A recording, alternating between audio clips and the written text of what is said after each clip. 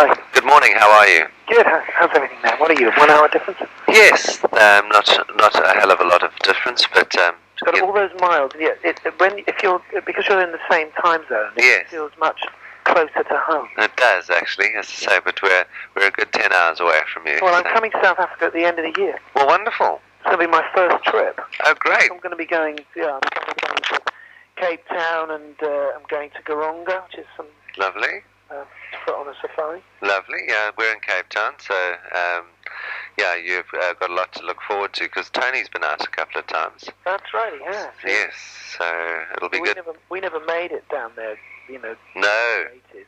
Thanks for nothing. Politically, very different. Yes. Yes. No. Sure. We had issues, which I think we've faced. Yes, and are resolving. So which is good. So it's just. So the record's done well here. We went in at number 8.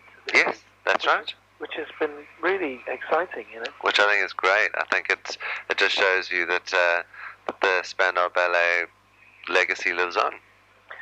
Yeah, I was just telling Louise because I was watching the football last night, West Ham Tottenham, Right. And the West Ham fans were singing "Gold" to one of their players, whose name is Cole. Okay. And I was shocked. The first time we'd made the terraces in 20 years. It just shows you. I wonder what it took, you know, that they sort of believed it good enough or it's funny, worthy. isn't it? You know, after all this time. Yes. Obviously, someone picked up on the name and thought that they could do it, and it's worked. Yes, and you should quickly trademark that again and get the royalties people involved. Well, unfortunately, you can't claim PRS from football fans. That's a shame, isn't it? But congratulations on, as I say, on the greatest hits or the best thereof. Yeah. I think obviously looking back on it, quite a sentimental album, I'm sure, for you, you know, to be obviously to see out and to see, you know, all those tracks in one place and going, yeah. My God, we did do it a lot. I think there was there wasn't there was never an announcement that we'd finished and went off and did movies and then time went by and we ended up in court last year and there was a bit of a sort of a legal tussle. And I think, once all the court thing was finished and resolved, and the turn of the century more than anything, because now the 90s are over, and the 90s were never going to be favourable towards the decade previous. No. I think it felt right that we, just put out the package, as it were, the canon, or the album that was spanned, and just to sort of remind people of what we did. And, and what shocked us is how, strong people's memories are of those songs. And I guess those songs have tended to live on, through people like PM Dawn or the Backstreet Boys doing a version of it on their last album. And, people have been sort of very responsive because I think they see us very much as being synonymous with that decade, and our first single was 1980, our last single 1990. I mean, at the time of doing it, it all seemed like a very neatly sort of put together plan on, taking these lads and creating a band and sort of following the route that you would take, to become international stars. Well, it seems like that, but we were all, we were running ourselves. There were no Svengalis, no A&R men involved. We were above and beyond any band that had probably come before us. We were utterly in control of our destiny, and I think we surprised the record company with the sort of ideas we had at the time. Our manager was the same age as us, and came from the same school. We were just a bunch of working class kids out of North London. But we went hand in hand at the beginning of the 80s with a cult scene that was sort of which was a sort of post-punk sort of reaction, really. And we became the house band of that scene. Yes. And there was a kind of fervour about it where people... See, pop music was everything in the early 80s, in the late 70s. There wasn't the same sort of enthusiasm for film because video didn't exist. That's right. There wasn't. There was certainly no computer games. You know? No. All there was pop culture, and youth culture, and people were wondering what the next big thing was going to be. And these strangely dressed kids out of North London. And you were strangely dressed. I mean, you must admit. I mean, and you were strangely dressed. Well, we were, but I mean, I think our biggest influence probably was you know, as kids we grew up with David Bowie and glam rock. Yes. You know, and then punk was something that was slightly outrageous. So True. I think we'd always kind of felt that pop music and youth culture always had to be slightly outrageous and but we never saw ourselves when we were dressing like that. There were lots of kids dressing like that. That's the thing. That was the fashion. I mean, that was the fashion. Yeah, you know, we were sort of at the forefront of it. You were. I mean, when I look back at the VH1 videos, I sort of, you know, I balk at the fact that we did dress like them, and we were proud of it. But, you know, but there was a musical difference as well. And Absolutely. I think the key was taking dance music drums and bass, and mixing that with guitars and rather sort of much more European sounding synthesizers. And in those days you couldn't play more than one note on a synthesizer. Yeah. So, you know, the riff was everything. And that combination of, you see, because there was such a over here, pop music and rock music never ever discussed dance music, disco. That was something that other people did. You know? Yes. So there was this coming together of the two genres, and with what we were doing really, and then eventually with what Duran were doing, and you know, and it went on and on.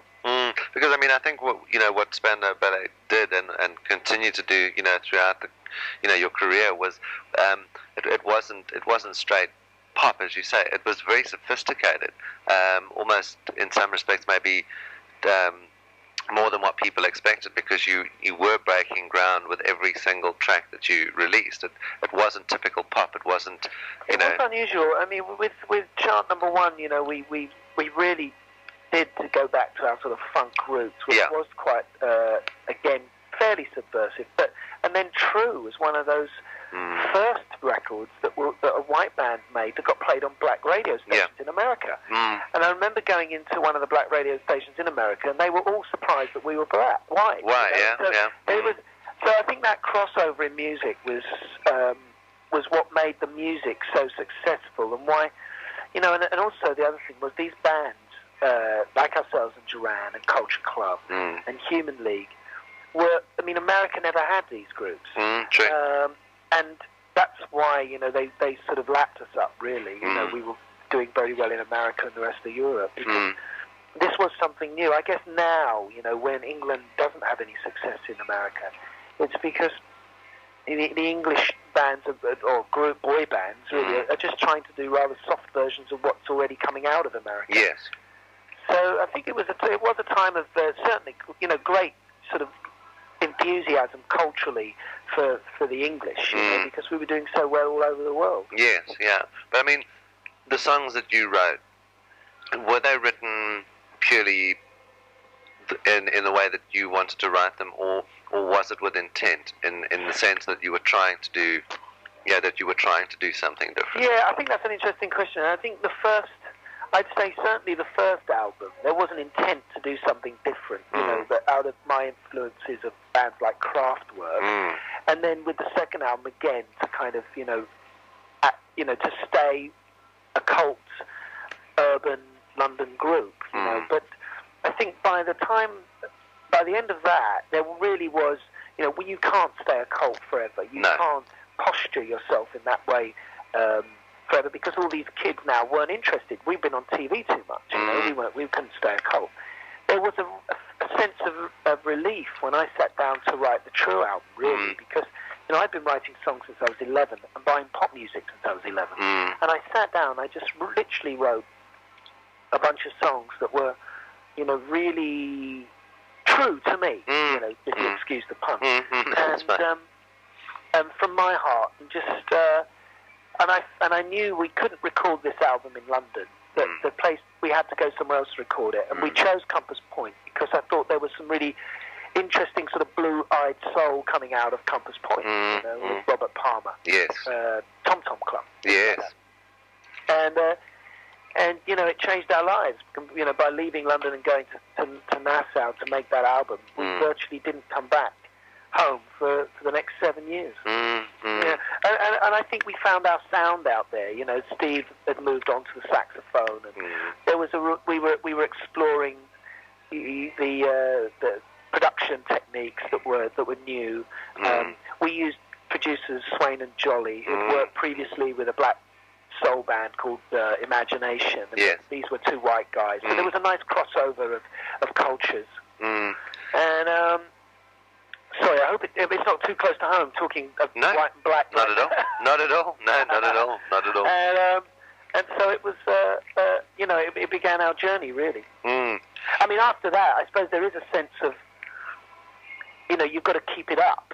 You know, you've got to keep people satisfied, you know, and for me as a songwriter, the pressure was, you know, I've got to write something as successful as True. Yes. And I think you've got to accept that you maybe won't. You know, we could have been a successful band without the song True. By pure chance, you know, I wrote a song that ended up being, you know, just hugely important to a lot of people in their personal lives. Yes. Because the amount of people who come up to me still to this day and say sort of that song, you know, meant everything to me when I met my, you know, partner. Your partner. So, and you can't compete with yourself, and you just have to keep writing songs that that are true to you. So, and it worked for another 7 years. Yes, yes. Because I mean that obviously stands out as probably one of the high points, you know, in the band's history. Because I mean, from then on out, how did you approach the whole process to say not better yourself, but at least maintain what at that point people obviously then had an expectation of the band? Well, I think the band had a sound, you know, and we were going to continue with that. And I mean, I don't know. I just kept writing songs and seeing how they worked, and hoping that the influences would evolve. The inspiration. We had an album here called Through the Barricades, which actually we didn't release in Africa. That's right. South Africa, but that I'd written in Ireland, and the song Through the Barricades, which was very successful here, was obviously directly influenced by the sort of civil problems in Belfast. Yes. You know, it's kind of Romeo and Juliet sort of song, which I guess in many ways could have worked very well down in your country at that time. It was played extensively. That was the funny thing. Was it? It was. Yeah, it was a huge hit. Oh, I'm glad to hear that. Yeah, there's a certain irony there, but yes, it was. I know, because actually I spoke to someone out of South Africa not so long ago who said that, you know, kids would still kind of get the posters and the pictures and the magazines. Very much so. I mean, as I say, I mean, there was a steady diet of smash hits, and, you know... So was there sort of a sense of, you know, why are some bands refusing not to... Very much. I mean, we used to actually... I mean, there was a time, I think probably, you know, when Spandau Ballet was at its, you know, at its highest point, that, I mean, we were getting NME and Melody Maker every week, but you would have major censorship going through the paper, you know, that they had literally by hand taken... you know, black Koki pens, and actually, I mean, I remember reading an interview with George Michael, and it was a case of they had literally hand-edited out all the bits that could have potentially been, you know, in any way, you know, leading. It was, I mean, it's insane when you think about it on the back of it, but no, I mean... So do you think that Western pop music and the stance that was taken occasionally was all went to help in the end? Absolutely. I mean, I think it was a huge escape. I mean, as I say, I mean, I'm 31, and at the time, you know, I mean, you know, Spandau Ballet, you know, Duran Duran, all of that, I mean, that was pure escapism for, you know, for a lot of kids. Yeah. Because, you know, and they bought into, you know, into the whole fashion and to, you know, into the music, into the whole message behind it, you know, in order to try and relate to something other than the situations that they were in. Yeah, I mean, you know, we had a song chart #1, and there were 3 black horn players, you know, and so this kind of thing must have been, you know, obviously subversive, you know. It would have been, but as I say, not by the people listening to it, but more by the government of the day. That was the funny part, is that the perception always was that it was the people, and it wasn't the people. I mean, it was almost reactionary, but not to the point that you obviously had any kind of revolution. But it was a very interesting time, and I mean, I think the whole British, because there is and always has been a very strong British population in this country. people were going backwards and forwards, and of course, Through the Barricades wasn't released here, but people were getting it. People were going backwards and forwards to the UK, bringing it back. They were importing it, and so Spandau Ballet was certainly one of the 80s biggest bands in this country as well. Sure. Just the only difference was that obviously we couldn't get the live at that point, because of the situation. But no, very important band. I think for a lot of people, as you say, with a track like True, it meant a lot to a lot of people. But when I think back to when I was buying Spandau Ballet records, it was a very important time. Shame we didn't go, but I'm looking forward to coming anyway. Yes, no, absolutely. Go ahead anyway. At what point did everything sort of start to fall apart, though? Well, I suppose there was a feeling when the new decade was coming that, in my mind, I felt that we had run our course, that we were going to find it a struggle, because, pop music is very much defined by decades, and as all sort of pop culture is, and we were synonymous with the 80s. My brother and I had been offered to do the movie about the Cray Twins. Remember that? Which we decided to go and do. And in a way, we just never came back. I think, some of the band were a little bit nervous about the fact that we were going to make a movie. And there was obviously, a certain amount of fear because 10 years was a long time to have a band doing well. I think it's an awful long time. And I think, for me, it was like I didn't know whether I wanted to be in that gang anymore. And I wanted to go off and try some other things. And I went off to Hollywood and I did The Bodyguard and Killing Zoe for Tarantino. And so, and then my brother fell ill.